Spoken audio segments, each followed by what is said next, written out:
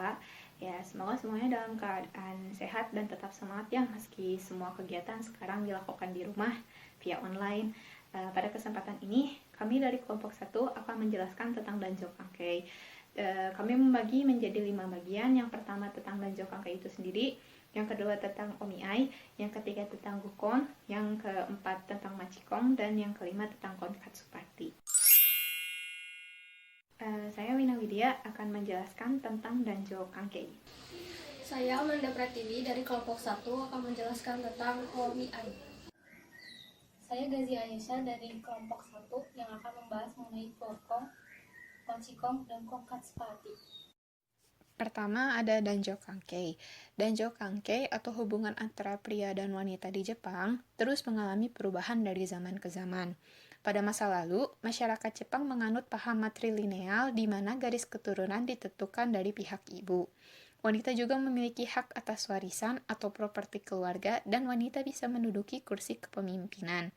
Dapat terlihat pada masa itu, baik pria maupun wanita memiliki kedudukan yang sama, baik secara sosial, politik, dan ekonomi.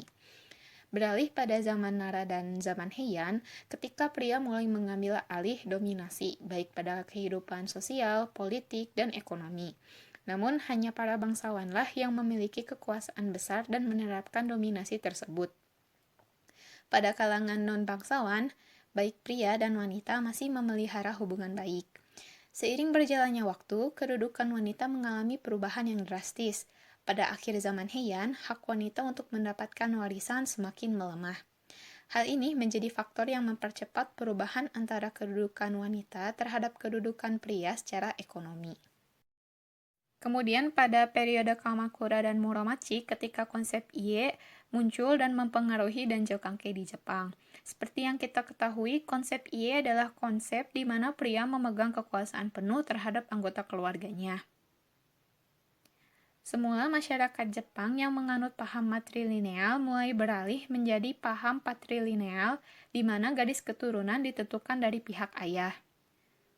Peranan wanita pada saat itu tidak hanya menaati keputusan suami, namun dalam konsep Ie secara tidak langsung mengharapkan para wanita untuk menjadi kuat sebagai istri pejuang, sebagai pemberi dukungan kepada suami, dan dalam menjalankan bisnis keluarga pada masa perang. Kemudian beralih pada zaman Edo, ketika paham Konfusionisme mempengaruhi sebagian besar cara pandang masyarakat Jepang. Danjo kangkei pun ikut mengalami perubahan tersebut. Dalam Konfusionisme, banyak sekali aspek paternalis atau sifat kebapaan yang menjadi dasar lahirnya gagasan tentang pria berada di luar dan wanita berada di dalam. Selain itu, munculnya gagasan seorang wanita muda harus mematuhi ayahnya saat dewasa mematuhi suaminya dan di usia tua mematuhi putranya. Hal ini menunjukkan betapa kuatnya paham Konfusionisme dalam mempengaruhi danjo kangkei di Jepang pada masa itu. Pada zaman Meiji, ketika Jepang mulai membuka diri dengan dunia, paham dari barat mulai bermunculan. Danjo kangkei pun kembali mengalami perubahan. Pada saat itu, Jepang mencoba menerapkan ide-ide dari barat ke dalam sistem pendidikan formal. Namun, tindakan tersebut mengakibatkan pendidikan pada saat itu jauh dari kesetaraan, khususnya bagi wanita. Hal ini dikarenakan secara sengaja sekolah wanita didorong untuk menjadikan wanita sebagai ryosai kembo atau diartikan sebagai istri yang baik dan ibu yang bijak. Para wanita diarahkan untuk menjadi kekuatan pendukung bagi suami mereka dengan cara bertanggung jawab untuk mengurus keadaan rumah, mengasuh, dan mendidik anak-anak mereka. Secara tidak langsung, para wanita diarahkan untuk melakukan pekerjaan di rumah selama mereka berkeluarga dengan berdalih menggunakan label pendidikan pada zaman tersebut. Setelah Perang Dunia Kedua dan disahkannya Undang-Undang Kesetaraan Kerja pada tahun 1986, semua orang memiliki hak yang sama dan penghapusan diskriminasi kerja bagi perempuan. Secara bertahap, posisi wanita dalam kehidupan bermasyarakatnya mengalami perubahan yang positif. Meskipun dalam kenyataannya masih marak terjadinya diskriminasi terhadap wanita. Perubahan ini ditandai dengan munculnya perspektif dari berbagai kalangan masyarakat mengenai danjo kangkei itu sendiri. pengaruh Konfusianisme masih terlihat di masyarakat Jepang, baik secara sadar maupun tidak. Hal ini yang menjadi alasan posisi wanita di Jepang masih dianggap rendah. Pengaruh yang masih terlihat dalam kehidupan masyarakat Jepang adalah penggunaan ragam bahasa itu sendiri. Sebagai salah satu contoh, dalam penggunaan kata shujin sebagai sebutan untuk suami dari istri terdiri dari dua kata yang memiliki makna sebagai orang utama. Sedangkan sebutan untuk istri dari suami atau kanai yang memiliki makna di dalam rumah. Kemudian, dalam kata majemuk yang berkaitan dengan keluarga seperti fufu dan danjo, diawali dengan kanji yang merujuk pada pria. Ini menjadi bukti bahwa gagasan tradisional Jepang yang meyakini bahwa pria lebih unggul dibanding wanita masih melekat dalam kehidupan masyarakat Jepang.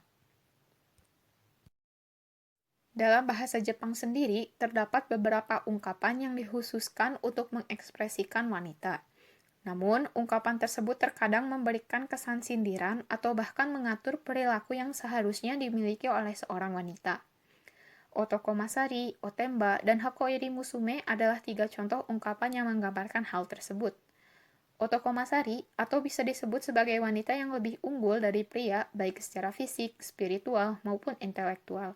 Namun, bagi masyarakat Jepang sendiri, keberadaan wanita yang melebihi pria ini biasanya tidak disukai. Otemba atau tomboy biasanya diungkapkan dalam menggambarkan seorang gadis yang sehat dan sangat aktif. Hakoiri Musume biasanya mengacu pada anak perempuan yang dibesarkan dengan penuh kehati-hatian dari orang tua mereka. Biasanya, orang tua tersebut menganggap anak perempuan mereka seperti sebuah harta karun. Yang selanjutnya adalah omiai atau perjodohan. Pada saat ini, wanita di Jepang yang memilih untuk bekerja semakin meningkat. Akibatnya, angka pernikahan di Jepang mengalami penurunan.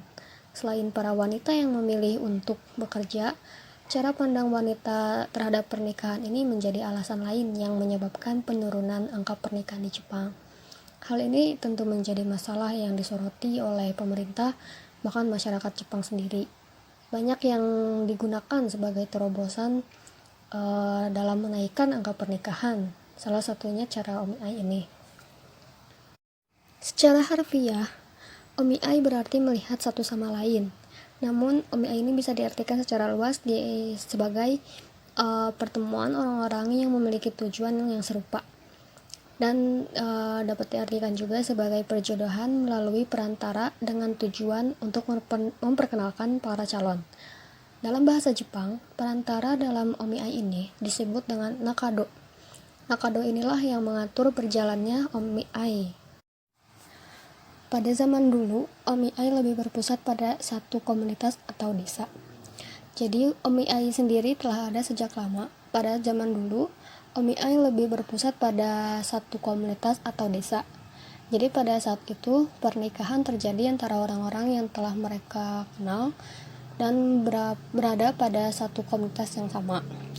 Sering berjalannya waktu, pernikahan terjadi atas dasar keinginan pihak keluarga, di mana keluargalah yang memegang kuasa penuh terhadap pemilihan dan pelaksanaan dari pernikahan itu sendiri. Hal ini juga nggak lepas dari keinginan keluarga untuk meningkatkan kesejahteraan bagi keluarga kedua calon mempelai. Bahkan pada pernikahan ini pun, kedua mempelai hanya dapat bertemu pada saat hari pernikahan mereka. Omiai pada era saat ini biasanya dilakukan di tempat-tempat umum. Ya, jadi omiai saat ini dikemas dengan tatanan yang modern, mengikuti perubahan zaman.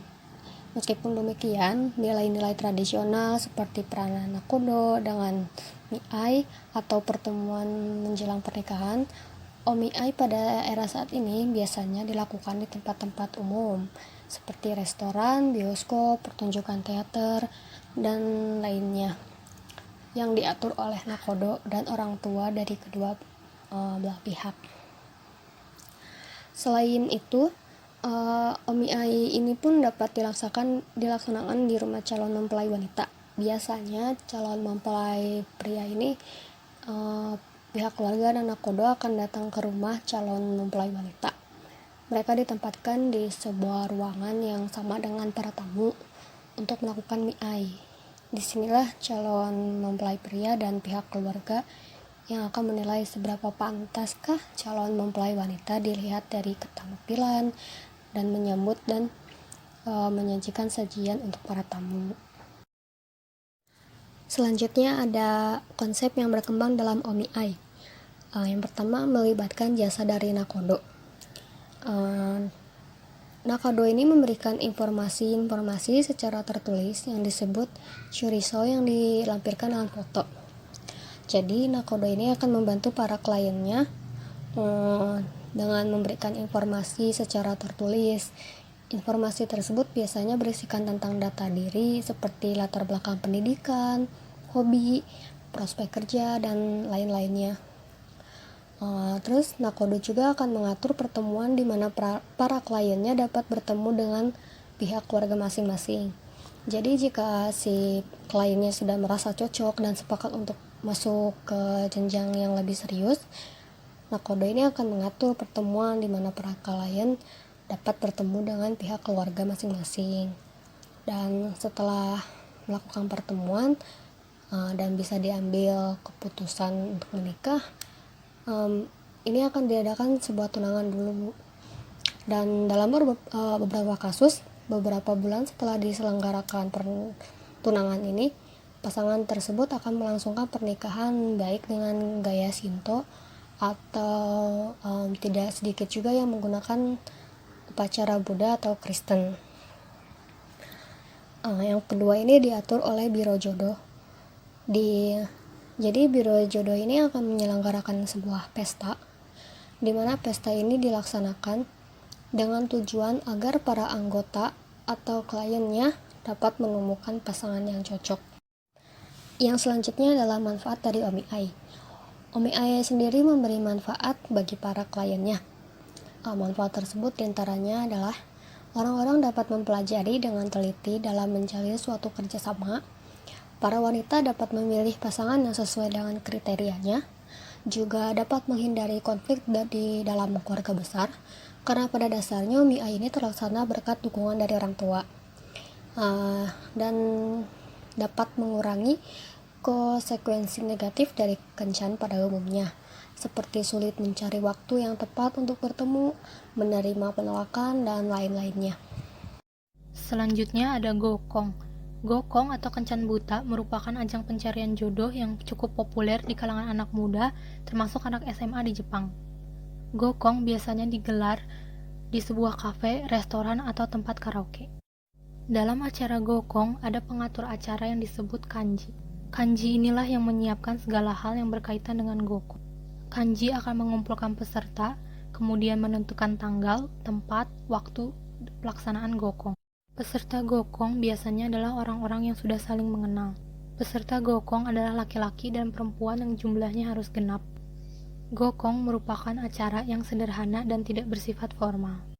Pada saat acara Gokong, para peserta akan memperkenalkan diri sambil menikmati makanan yang disediakan. Biasanya para peserta akan duduk saling berhadapan agar mudah untuk berkenalan. Kemudian para peserta akan saling mengobrol, baik tentang hobi atau hal-hal menarik untuk memberikan kesan menarik dan menemukan kecocokan antar para pasangan. Gokong juga selalu diselingi oleh game atau permainan yang disiapkan oleh kanji untuk mengurangi kecanggungan di antar para peserta. Di akhir acara, para peserta akan saling bertukar email atau nomor ponsel untuk menjaga komunikasi, baik sebatas teman baik atau berlanjut ke hubungan yang lebih jauh lagi. Namun tidak banyak para pasangan lahir dari acara Gokong ini, karena acara Gokong tidak hanya dilakukan untuk mencari kekasih, namun juga dapat dilakukan untuk memperluas lingkup pertemanan mereka. Lalu ada Machikong. Berbeda dengan Gokong yang cakupannya hanya sebatas teman, Machikong merupakan kencan buta yang diselenggarakan oleh penyedia jasa profesional dalam skala kota. Machikong digarap sangat serius oleh pemerintah, khususnya pemerintah daerah. Machikong menjadi salah satu solusi yang dipilih oleh pemerintah untuk meningkatkan angka pernikahan di kalangan anak muda di Jepang. Peserta yang dapat berpartisipasi dalam Machikong adalah laki-laki dan perempuan yang berusia 20 tahun ke atas dan berstatus lajang. Pelaksanaan Machikong dirancanakan dengan matang oleh penyedia jasa profesional. Pihak penyelenggara akan membuat pengumuman dilaksanakannya Machikong. pengumuman tersebut disebar baik melalui selembaran, poster, atau memanfaatkan platform resmi dari penyelenggara Macikong di suatu wilayah. Peserta yang tertarik harus mendaftar terlebih dahulu dan dikenai biaya. Biasanya, Macikong diselenggarakan di sebuah bar yang memiliki daya tampung yang luas. Saat acara dimulai, para peserta akan dipasangkan sesuai dengan nomor kursi para peserta yang sudah diatur oleh penyelenggara. Setelah berpasangan, para peserta akan diberi waktu untuk mengobrol dengan pasangan masing-masing. Para peserta juga diberi waktu bebas yang digunakan untuk mendekati peserta lain yang dianggap menarik. Ketika acara selesai, setiap peserta akan saling bertukar kontak yang nantinya akan menjadi sarana untuk melanjutkan ke tahap yang lebih jauh lagi. Yang terakhir ada Kongkats Party. Kongkats Party yaitu acara yang bertujuan untuk menemukan pasangan hidupnya. Kongkatsu diselenggarakan ketika beberapa orang memiliki tujuan yang sama, yaitu mencari pasangan hidup. Kongkatsu ini diselenggarakan di sebuah ballroom hotel atau restoran yang dapat menampung banyak peserta. Biro jodoh yang akan mengatur segala rangkaian acara tersebut. Peserta Kongkatsu sendiri beragam, mulai dari berbagai usia, profesi, dan bahkan orang asing pun dapat mengikuti acara ini. Untuk urusan biaya, Kongkatsu sendiri mematok harga sesuai dengan tujuan dari peserta yang mendaftar. Apabila peserta bertujuan hanya sekedar mencari pacar, peserta tidak dikenakan biaya yang besar. Namun apabila tujuannya untuk mencari pasangan hidup, akan dikenakan biaya yang tinggi. Dalam mengikuti acara ini, para peserta yang sudah mendaftar diharapkan datang 20 menit sebelum acara dimulai. Ketika datang ke tempat yang telah ditentukan, peserta harus menunjukkan identitas diri serta membayar biaya sesuai dengan yang ditetapkan oleh pihak penyelenggara. Peserta akan dipersilahkan duduk di tempat yang telah ditentukan dengan nomor yang nantinya digunakan sebagai tanda pengenal pada acara tersebut. Kemudian para peserta akan mengisi kartu profil dengan menyantumkan daya tarik masing-masing peserta. Para peserta yang telah dipasangkan akan saling bertukar kartu profil, dan para peserta akan diberi waktu untuk saling berbincang. Untuk peserta pria, mereka dapat bergerak dari satu kursi ke satu kursi lain untuk mendekati peserta wanita yang menarik perhatiannya. Dalam Kongkatsu, para peserta dapat membicarakan hal-hal pribadi seperti tipe pasangan ideal, penghasilan, dan hal yang bersifat pribadi lainnya dengan bebas. Peserta juga dapat menolak peserta lainnya yang dirasa tidak cocok. Para peserta juga diberi waktu 15 menit untuk menikmati jamuan yang telah disediakan oleh pihak penyelenggara. Biasanya, waktu luang ini dimanfaatkan oleh para peserta untuk melakukan pendekatan. Setelah para peserta mengobrol, mereka akan mengisi kartu voting dengan menuliskan orang-orang yang dianggapnya menarik. Kemudian, di akhir acara, para peserta akan mengisi kartu voting terakhir dan akan mengumpulkannya pada pihak penyelenggara. Kemudian, di penghujung acara, pihak penyelenggara akan mengumumkan hasil pasangan mana yang memiliki presentase keberhasilan yang paling cocok. Sekian presentasi dari kelompok kami, semoga materi ini dapat bermanfaat. Terima kasih. Wassalamualaikum warahmatullahi wabarakatuh.